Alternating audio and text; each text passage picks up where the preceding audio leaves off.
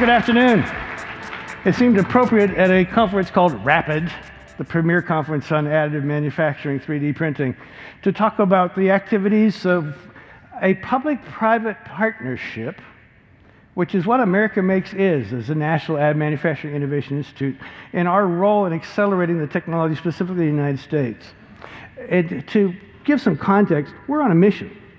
Our mission is to re-energize manufacturing in the United States, that manufacturing economy that has been the strength of the United States for decades. And to do that, taking the additive manufacturing technology, dealing with the technological barriers, the workforce barriers, the technology transition challenges that exist, and using a public-private partnership business model to accelerate that technology and re-energize manufacturing in the United States, including the workforce that comes with that.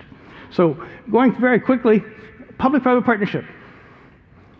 Our public partners are the Department of Defense, Department of Energy, Department of Commerce, National Science Foundation, NASA, Department of Education, and the two logos that we've not added to the chart yet, the Federal Aviation Administration and the Federal Drug Administration, FDA. You can see our members, and I had to update the chart last night, signed 2 new members just over the weekend, so we're 173. You can see the distribution of membership, strong industry participation, strong academic partners, 13 government partners, 10 nonprofits, and then MEPs, manufacturing extension partners, have also involved in what we're doing. And then just a note that most people don't understand, America Makes, the National Additive Manufacturing Institute, is managed and operated by the National Center for Defense Manufacturing Machining. It's a not-for-profit organization that's been in the business for over 13 years, solving technical problems in the big M manufacturing of design, manufacturing, and so forth.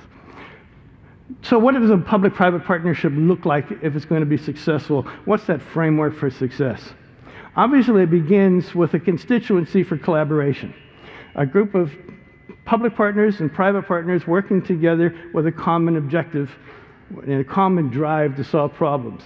It's generally a public-private partnership is formed when the risk is too high for any single organization to put up the funds and the talent and so forth to solve the problems. That makes additive manufacturing, 3D printing, a perfect model for public-private partnership. The basics, of course, shared purpose, champions with credibility and the clout to get things done, pooled resources, so you share funding of the different research and development and all the different activities that we're doing to accelerate the technology in the United States, a robust, credible processes to manage that, which comes with NCDMM's management, and then the obvious piece is dealing with the high stakes in a transparent relationship.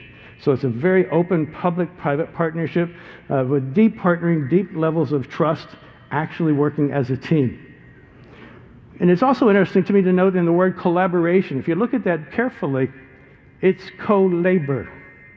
That's what collaboration is all about. So it's collaborative decision-making and managing this as a team. So we operate this very much deeply as a team, and our program manager out of Air Force Research Lab, Dr. Jennifer Fielding, who is up front with us. So what's the value proposition as a business in a public-private partnership? Anybody in the room taxpayers? I thought you might be. FBI was not watching to see who did not raise their hands. When the public puts $1 into our checkbook, and let's talk more realistic numbers. When the public puts $1 million in our checkbook to do a particular research and development project, and when it's matched with cost share, in-kind cost share of $1 per dollar, you as taxpayers are getting $2 million worth of output from your federal dollars invested in what we're doing in additive manufacturing. So what's that look like if you're a participant? Oh my goodness, I have to put up cost share. What we are seeing, because we have large teams doing the work and putting up the cost share, and it's both industry of all sizes and academia putting up the cost share. So you've got $1 million of contracted work. You have to come up with $1 million worth of cost share. That's shared across the members, and if I make just a real simple illustration, if you've got 5 team members, each you have to put up $200,000, you're generally getting $200,000 of contract, you put up $200,000 of your IRAD, and you're getting $2 million worth of research and development for your investment. That's a 10-to-1 return on your investment. So we think the business model for a public-private partnership, particularly applied to additive manufacturing, makes a lot of sense. So I want to talk about what we're doing with that. So we've got a large network. We elected to not bring a large team of people inside our facility in downtown Youngstown, Ohio. It made more sense to leverage the talent across the United States. So that's how we do it through the network. We do project funding with the public money and the private money, doing the cost-share match to develop research and development solutions.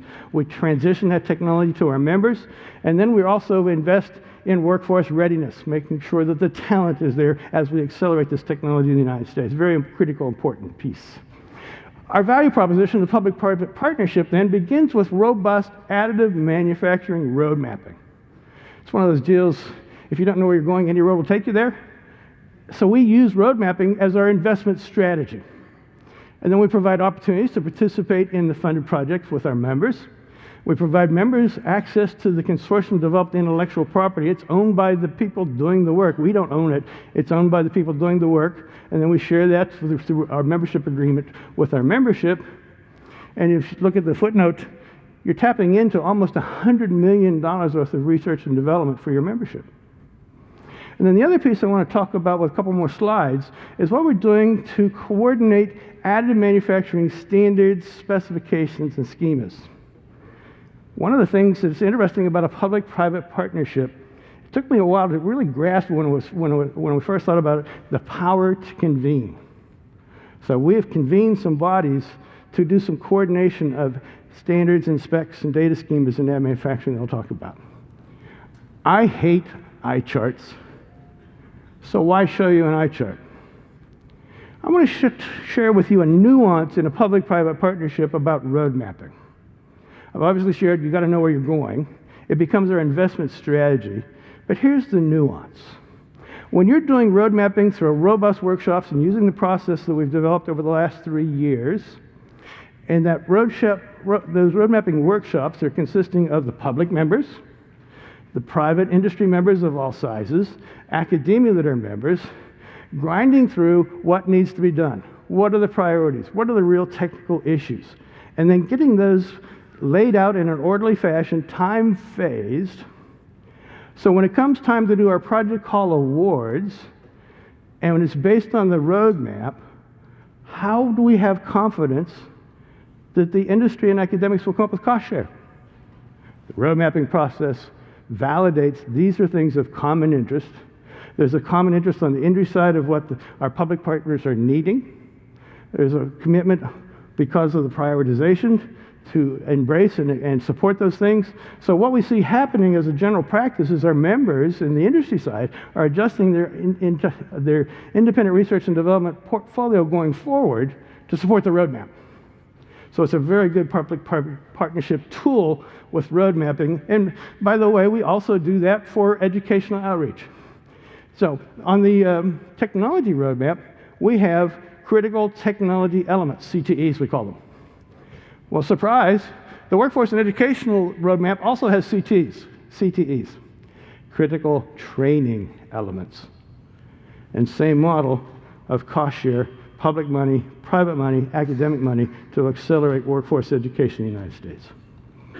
So I want to just touch on one sample project, an example of what's happening with this public-private partnership. So this is one that's led by University of Pittsburgh. You see other team members developing topology optimization tools that enable efficient design of additive manufacturing cellular structures.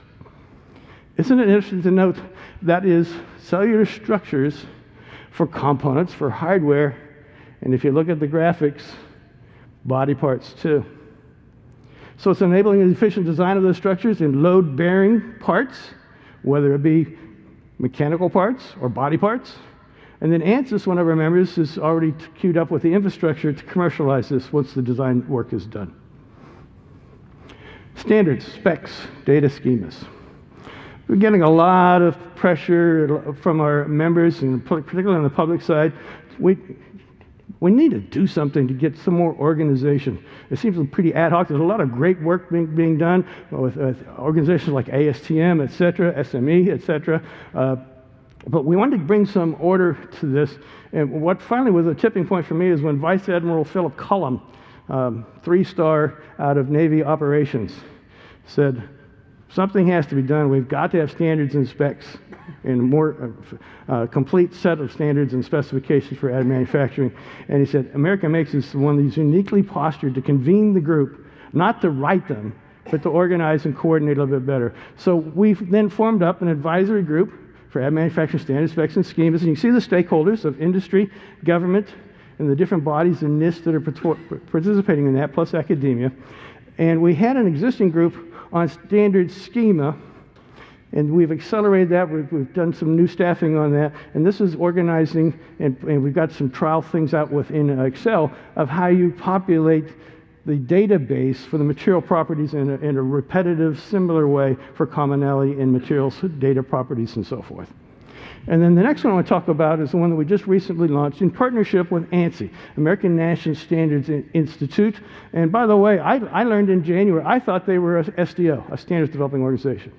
And I found out I was wrong. They are the accrediting body in the United States for SDOs. They don't write the standards. They do work with the SDOs closely, so you'll see ANSI documents. But they're in the business of doing collaboratives, and these collaboratives are laying out roadmaps for technology areas. One of the things that convinced me that was critical for us to partner with them is the roadmap that they prepared on standards and specifications for electric vehicles in the United States. So it was natural to partner with them going forward with 3D printing. So we are working very vigorously with multiple teams to develop a roadmap for standards and specifications for additive manufacturing 3D printing, teamed deeply with ANSI. So if you want to get involved with that, go to our website or the ANSI website, and you'll see the information about that. And the roadmap will identify the existing standards and specifications, as well as those that are in work. And by the way, we're finding surprises of different groups across the globe that are working on standards and specs that nobody seemed to know about.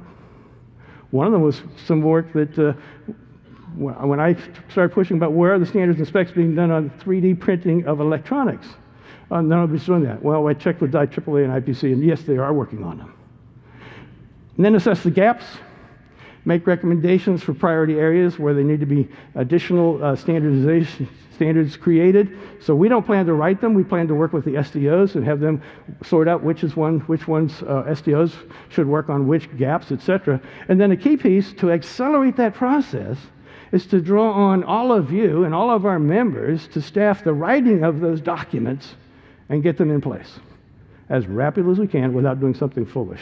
First draft of that roadmap, December of this year, and then early 2017 for the final roadmap, and then we envision updating that on a periodic basis. Public-private partnership, a different business model. As taxpayers, this is the right way to accelerate the technology in the middle area of all boats rise, doubling the output for each tax dollar. For those that have the opportunity to participate in the teams and accelerate the processes of doing the research and development, the technology transition, the workforce educational development, so that we have the workforce of the future, it's a business model that we believe is the right business model for the United States. The challenge is really huge, as you all know. Payoff is to reestablish and reinvigorate the manufacturing economy in the United States. I don't say that lightly. This is a long-term play, long-term impact. And as all of you know in this room, not only is it a game-changing technology, it's a life-changing technology. And with that, thank you very much.